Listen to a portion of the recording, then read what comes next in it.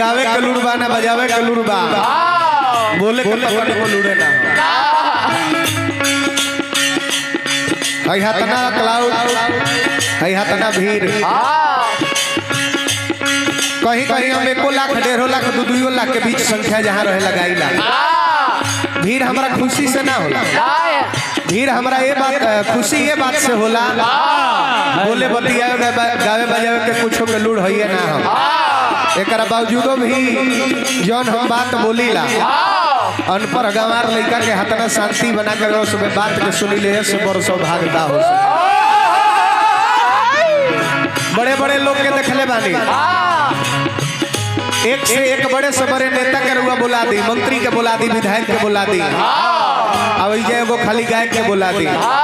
कतनो नेताजी मंत्री जी भाषण दिए लेकिन लोग के ध्यान रही कहाँ गायक के ऊपर ये लोग के भाषण कम बंद हुई कि गायक के गायकी हमनी के देखते जा मुझको जाना पड़ेगा तो श्रोता समाज के प्यार पाके मन गदगद रहेला और रोशन जी तो सही कहले हैं कि आप ही सबके कृपा से सब हो रहल बा तो गीत संगीत माई हम शुरुआत कइले बानी नाव पुरानी वाला हर तूफानी वाला को परेशानी बा एही में तारा नदान बेटा के नदानी बा लेकिन पूर्ण विश्वास बा माई की सब तोहरे मेहरबानी बा गाई तो हम का गाई सरस्वती सरदा सरस्वती सरदा भवानी हो दोनों हाथ जोड़ो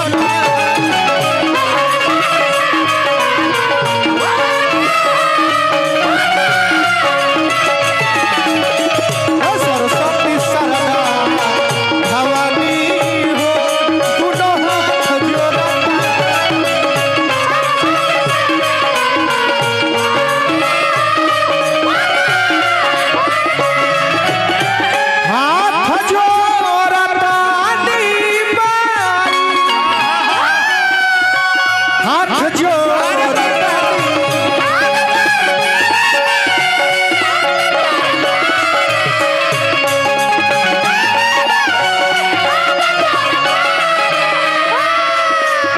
बहुत आभार कार्यक्रम में सर्वप्रथम मंच पे आके मंचासीन होकर के मान सम्मान के लिए माला डाल के सम्मानित प्यार से यही तरह बना रहे के चाहिए तो हे भाई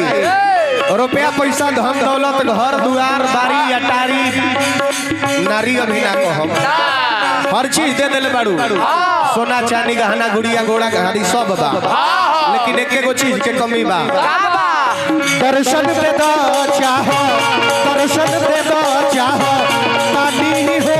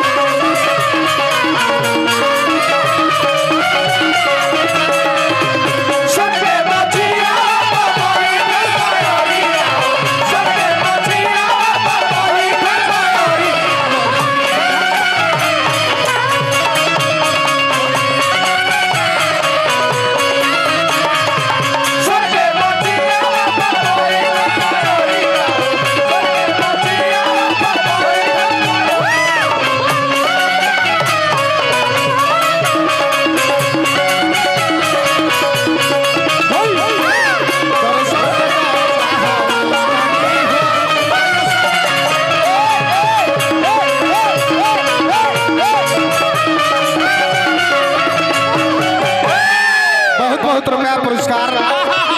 दिल से हार्दिक अभिनंदन करब अरे प्यार ऐसा नहीं बना रहे जहाँ 21 अप्रैल के कार्यक्रम बा तो ससुरारी वाला क्षेत्र हो जाता है हमारा चरपोखरी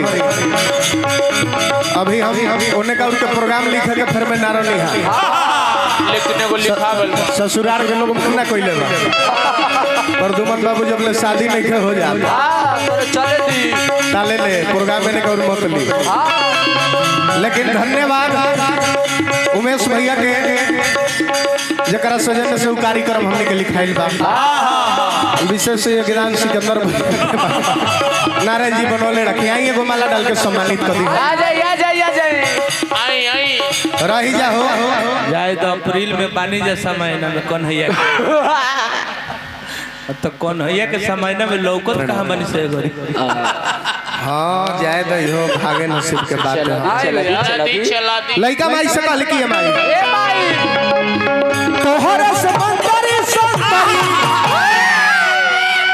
तोहरे से मंतरी संतरी आ तोहरे से गायो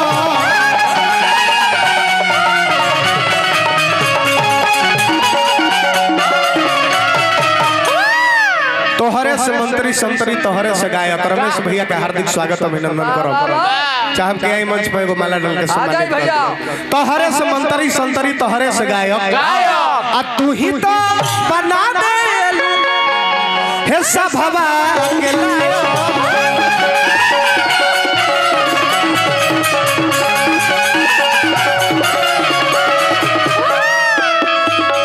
देखी जे जता न पढ़ी ओकरे अनुसार जानकारी मिलेला ना हिंदू सनातन धर्म में वेद के कमी बा ना ग्रंथ के कमी बा ना गीता के कमी बा उपनिषद के कमी बा अब कहीं कहीं लिखल बा अनिल डॉक्टर साहब जी कि सरस्वती मैया ब्रह्मा जी के बेटी लगेली आ कहीं कहीं लिखल बा कि उनकर मेहरारूए अब के कर हुआ मानो हमने के गाय के माने या हर किताब पढ़ता नहीं तो सभे के माने बाजे लिखले बा सभे के माने के बा कैसे कि लिखली हो बतिया बाकी हरि अनंत हरि कथा अनंता एक आज ले अंत नहीं खे भय एमे जे जतना गोता लगाई अनुसार पाई हमने कथा भी किनारों पर जाने की पहुंचा प्रयास जारी बा गीत संगीत था सागर न महासागर के उपमा दिहल गइल बानो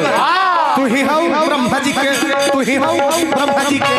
रानी हो भैया सारा तू ही हऊ ब्रह्मा जी के रानी हो भैया सारा तू ही हऊ ब्रह्मा जी के रानी हो भैया सारा देवा तू ही हऊ ब्रह्मा जी के रानी हो भैया सारा देवा तू ही हऊ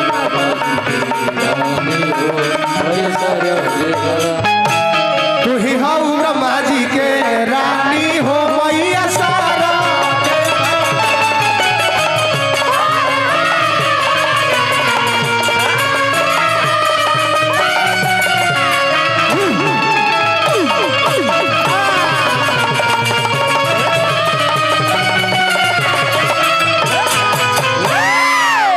एगो माला हम अनिल भैया के दे हम जरा माध्यम से इतना सुंदर श्रोता के दर्शन कर पावत नहीं जाए आई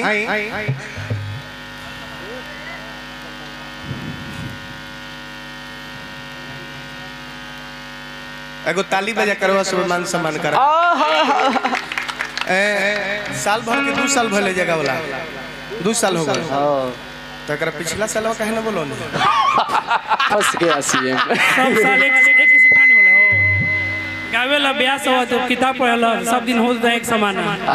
ओए हाल बा तो सब दिन नु होत ना एक समान कि सलो एक समान ना दिने से साल बनेला बुझला ये बिहार है कुछ भी हो सकता है एगो ताली बजा करवा सब मान सम्मान करिए अनिल भैया जय हो बहुत बहुत धन्यवाद वाह हम चाहब मुन्ना भैया से मुन्ना विनायक भैया से कितनी बस मात्र सिर्फ 5 सेकंड खातिर वो मंच पे मंचासीन होके अतरी सिकंदर भैया से चाहब के माला दिया जब हमके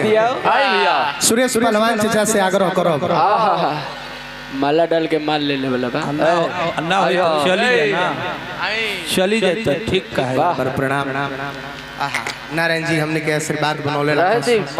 दिल से धन्यवाद तनी चाहब के वो कुर्सी हमरा के दे दी है जा तनी चैता के हम शुरुआत करते